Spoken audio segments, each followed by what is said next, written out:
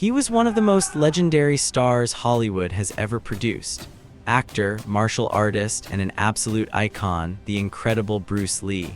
But before he was a global phenomenon, Hollywood told him he wasn't marketable. They even took his own idea and gave it to a white actor. Frustrated, Lee left America, but what he did next was extraordinary. With one single movie in Hong Kong, The Big Boss, he created a box office shockwave so powerful that the same executives who dismissed him came chasing him down for Enter the Dragon. This is the story of how one decisive step created a silence so loud, it changed the world forever. Before he was a global icon, Bruce Lee was a man with a singular, burning ambition. He wasn't just a martial artist, he was a performer, a philosopher, and a visionary. He saw a future for Asian faces in Western movies that at the time was simply unimaginable. In the late 1960s and early 1970s, Hollywood was a fortress, and its gates were closed to men like him. Chinese actors were stuck playing background roles, often as villains or quiet servants, stereotypes that fueled a century of prejudice. Bruce Lee refused to be a stereotype. In 1971, he poured his vision into a groundbreaking concept for a TV show he called The Warrior. The show was about a profoundly skilled Chinese martial artist making his way through the American Old West. He pitched it to studios, including Warner Bros., believing in his idea and his own undeniable charisma. The response he got was a brutal lesson in the systemic barriers of that era. Studio executives rejected the pitch, reportedly telling him that American audiences were simply not ready for an Asian lead.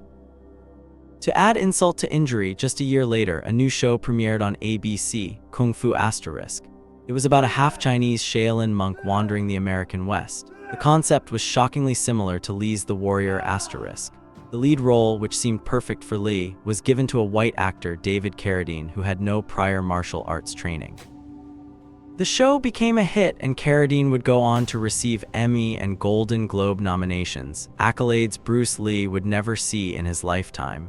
The message from Hollywood was crystal clear. His ideas were valuable, but his face was not. Even before this final rejection, Lee had already had a taste of Hollywood's limits. He gained some fame as Kato in the TV series The Green Hornet from 1966 to 1967. While he stole every scene he was in, he was still just the sidekick. When the show was canceled, the opportunities dried up.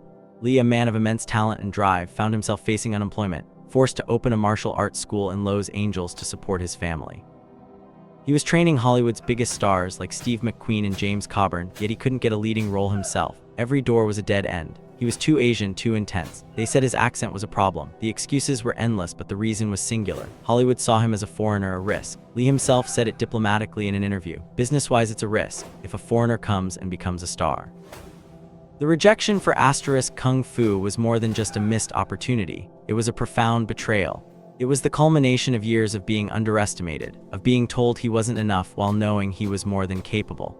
This wasn't just a professional setback. It was a deep personal wound from an industry that saw his culture as a gimmick but his ethnicity as a liability. This period was defined by a quiet, simmering resolve. This was a man who had already stared down the impossible. In 1969, a back injury from weight training had damaged his sacral nerve. Doctors delivered a devastating prognosis. He might never fight again. Confined to his bed, Lee didn't surrender to despair. He spent months studying physiology, kinesiology, and every text he could find on the human body, effectively healing himself through sheer force of will and intellect. He emerged from that injury not broken, but transformed. The man who had rebuilt his own spine was not going to be permanently broken by Hollywood's prejudice. But he was done playing their game. The frustration had reached its peak. He was a generational talent being asked to wait patiently for a world that might never be ready for him. It was then that producer Fred Weintraub, one of the few who recognized Lee's potential, gave him some pivotal advice. Weintraub had tried to get Lee the part in Kung Fu but was overruled. Seeing Lee's dejection, he told him to stop waiting for Hollywood's permission. Lee had an offer from a fledgling Hong Kong studio, Golden Harvest, to star in a movie. Weintraub urged him to take it. "Make the movie, send me the film," he said, "and I'm sure I can work out something." This was the moment. This was the one step that would change everything. In 1971, Bruce Lee, feeling broke and profoundly disappointed after Warner Bros. Officially passed on him for their show in November, left Hollywood behind. He wasn't retreating. He was making a strategic pivot, taking his destiny into his own hands. He was going to build his own kingdom on his own terms. He took one step away from America and toward a place that would finally see him as a hero. When Bruce Lee landed in Hong Kong, he was in for a surprise. While he was a struggling actor in America in his homeland, he was already a star. Reruns of The Green Hornet had become wildly popular, but with one major difference. Local broadcasters marketed the show as *The Kato Show*. The audience in Hong Kong had already recognized what Hollywood had refused to see, that Bruce Lee was the main event. He signed with Raymond Chow's Golden Harvest, the studio that had offered him the chance to be a leading man. The film was called *The Big Boss. Shot on a shoestring budget of just $100,000 in a small village in Thailand, the production was raw and gritty. The role of Cheng Kei-wen, an immigrant factory worker who takes on a corrupt boss, was initially intended for another actor, but Lee's electrifying presence quickly made it his own. When The Big Boss premiered in Hong Kong in October 1971, the result was nothing short of explosive. The film shattered every existing box office record in the city's history. It earned $32 million during its initial 19-day run, displacing the long-reigning champion, The Sound of Music*. It was a cultural phenomenon. Audiences had never seen a hero like this. He wasn't just a fighter, he was a symbol of Chinese strength and pride, a defiant force against oppression. The shockwave from The Big Boss radiated across Asia, then to the Middle East and Europe. It became a surprise hit in Beirut, outperforming The Godfather*. Suddenly, distributors from all over the world were flocking to Hong Kong to buy the film. Hollywood, which had dismissed Lee as unmarketable, went silent. They could no longer ignore the thunderous noise coming from the East. Lee followed up this success almost immediately with *Fist of Fury* in 1972. The film was an even bigger sensation, breaking the records that The Big Boss had just set and cementing Lee's status as an international superstar. He had proven unequivocally that an Asian leading man could not only be successful but could be a global box office titan.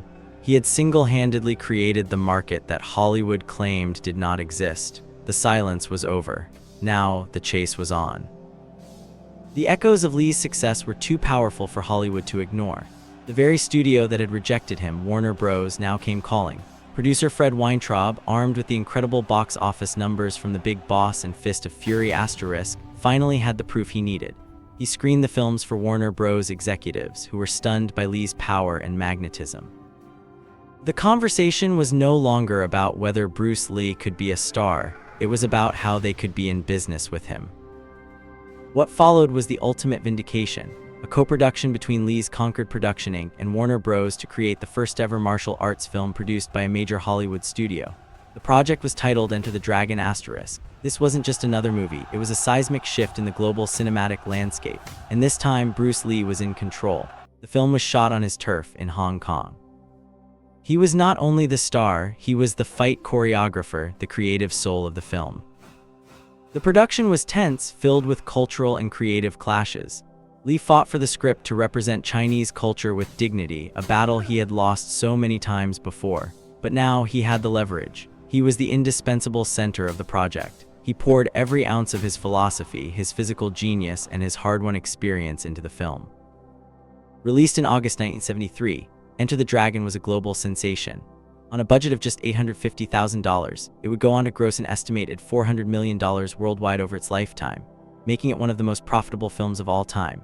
It wasn't just a hit, it was a cultural landmark that ignited a worldwide martial arts craze. Bruce Lee had finally become the heroic Asian star of a Hollywood movie, on his own terms. Tragically, he would never see the full extent of his triumph. On July 20, 1973, just weeks before the film's US premiere, Bruce Lee died at the age of 32. He didn't get to see his face on posters from America to Africa, to witness the lines around the block, or to fully absorb the impact of his victory. He didn't just become a star, he became a legend. If you found this story of resilience inspiring, subscribe for more stories about those who defied the odds. And let us know in the comments, what's your favorite Bruce Lee movie and why? Bruce Lee's journey was more than a Hollywood story. It was a fight against the limitations placed on him by a world that wasn't ready for his vision. His one step away from America and into the Hong Kong film industry was not an act of surrender but an act of remarkable power. He proved that true talent cannot be silenced or ignored. It will find a way to be heard. His legacy isn't just in the incredible action sequences or the genre he popularized.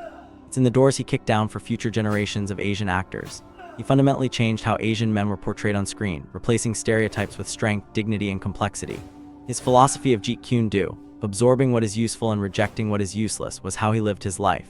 He took the rejection and prejudice of Hollywood and used it as fuel. He took control of his own narrative and in doing so, reshaped the world's. Bruce Lee's life proves that sometimes the most powerful move you can make is to walk away from a table where you're not being served and build your own.